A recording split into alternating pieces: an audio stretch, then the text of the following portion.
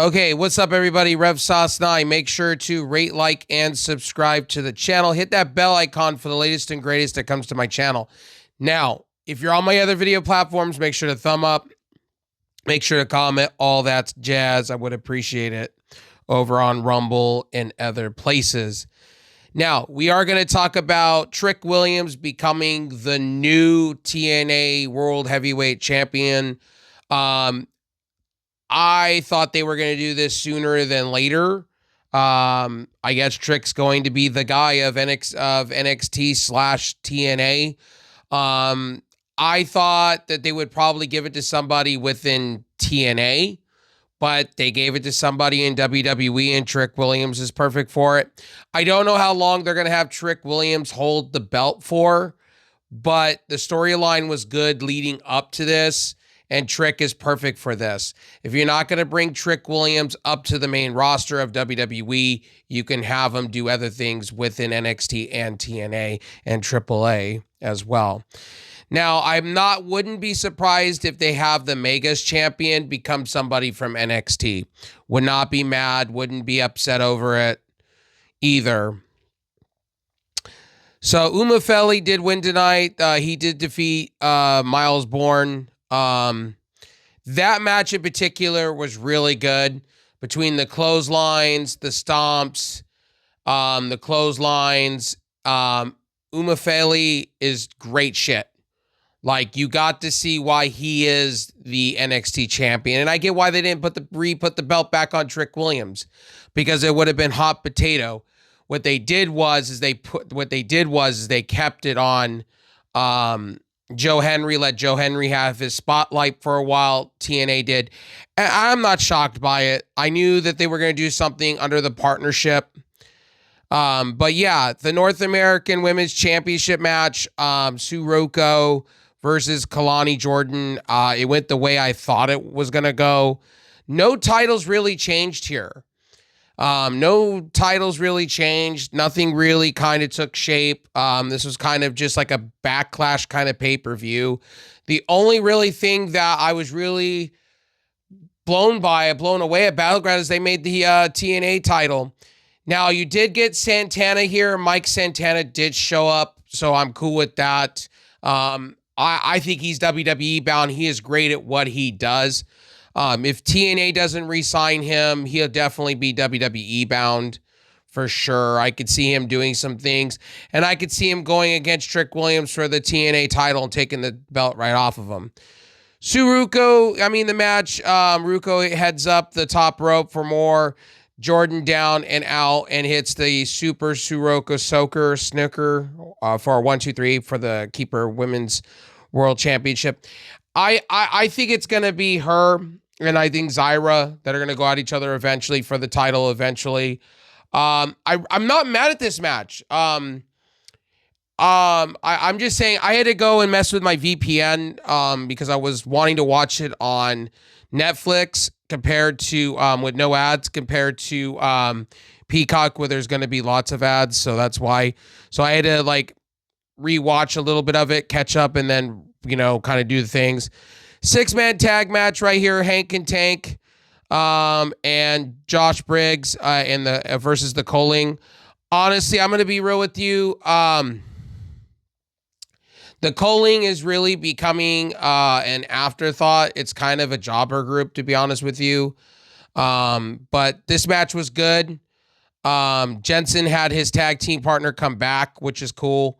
So that match went on for a minute. They had some high flying spots and some things like that. Not mad over it. Not mad over the match at all. It wasn't terrible bad.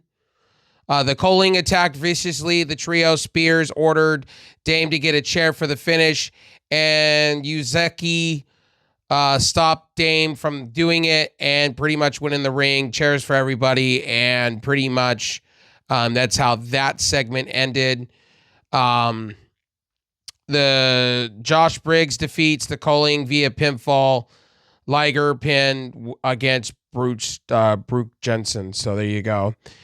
Now the Dawn family, the Dawn and all that. So far, good match. I like Stacks. I think giving him a push now, giving him his own Mafia family or taking over for the Don, I think the Don will pass the torch at some point, or they'll go against each other in a 3-series match, which I'm fine with. This match had everything. They kind of used Saturday night's main event setup, which I don't like the recycling, but I get it. They didn't want to tear down a stage and make it for NXT like they typically do. So fine, I'm cool with it. Channing Stacks, honestly, for a minute there, a couple backbreakers, a couple kickouts of finish, and then kick to the balls. And they had one of the Angelo family guys on the side, and I didn't understand that. I still don't understand what they're doing with this.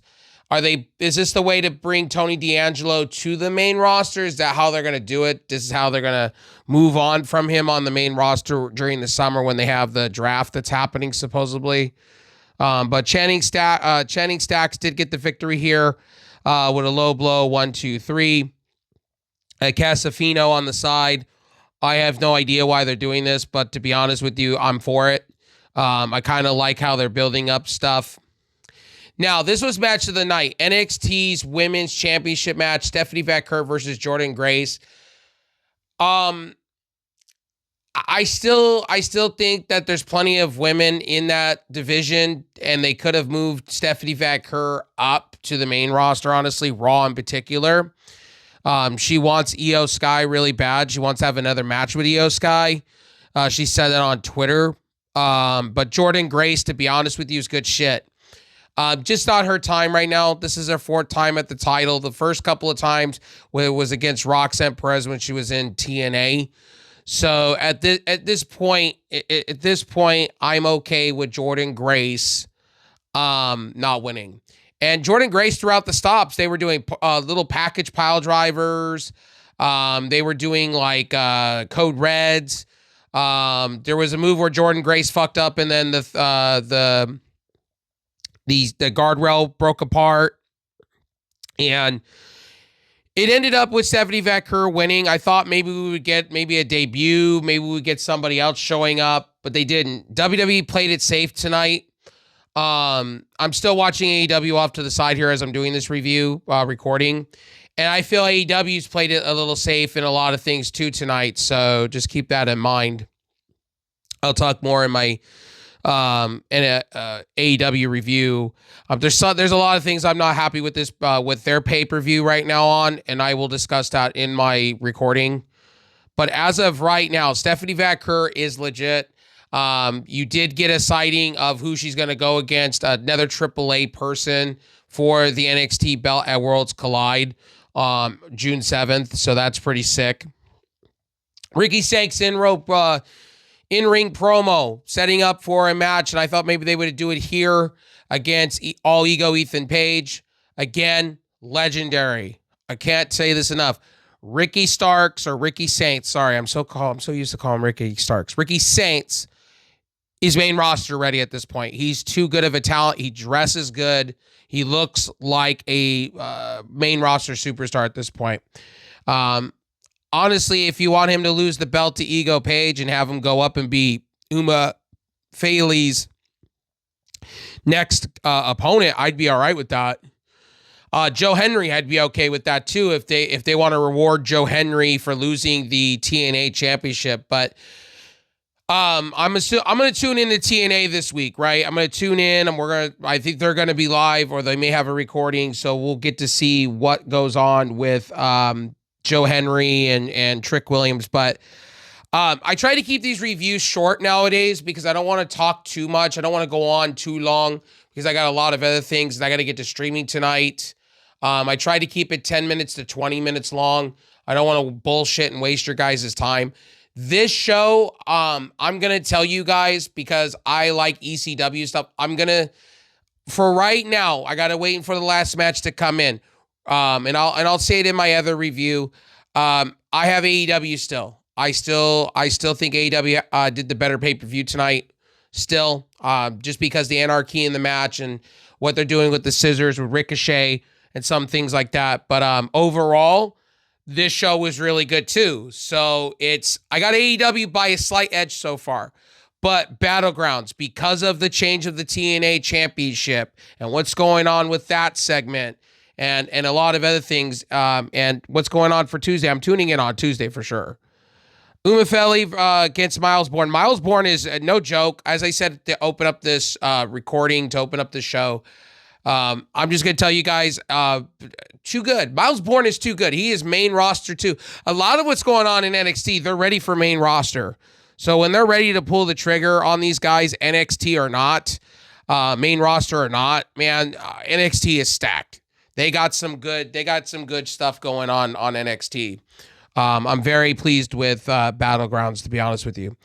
Battlegrounds sits with an 8.75 for me, man. I was really plenty pleased with Battlegrounds, to be honest with you. 2025 Battlegrounds, I'm good with it. When they do something cool, I'm going to say cool things about it. And usually it's rinse and repeat. And right here, no titles really kind of changed outside of the NXT or TNA championship, I should say. I was really happy about it. Like overall, I was happy about it. Joe Henry, honestly, to be honest with you, I think he's been battling some injuries too, what I was reading in reports. So you knew that he was going to lose the title eventually. Does this transcend him to the main roster? I heard he has some time left on his TNA deal. Does he renew at TNA? Everybody's saying he's literally WWE bound. Does this get him to go on WWE television more often? What are we going to do going forward with this? Or is this just a boost TNA for TV and stuff like that because they're working on getting a TV show? So, like I said, North America Championship next week. I'm excited about that. I'm excited what they're doing with the women's division of NXT. Stephanie Vecker has been getting built up. The match between her and Jordan Grace was fantastic. I'm not going to be mad over it. My matches of the night, Umafeli, for sure, Miles Bourne, Trick Williams. I'm going to say they played off of it. The title played a factor. And I knew Trick Williams was probably not going to win clean because they have built him as a heel. They're rebuilding him back up. It's a win-win situation. Like I said before, I'm excited what they're going to be doing going forward with NXT.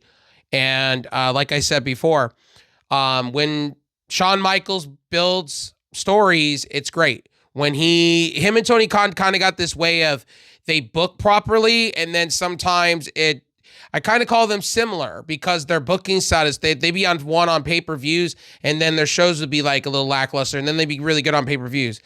But anyway, like I said, I'm not trying to compare the two companies, WWE, AEW.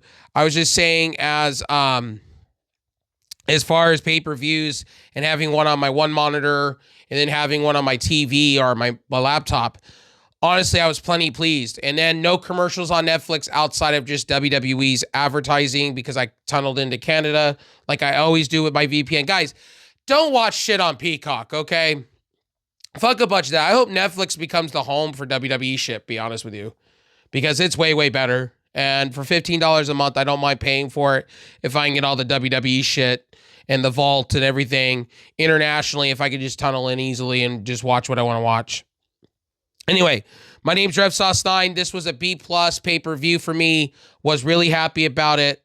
And I will see you guys on the next review, AEW's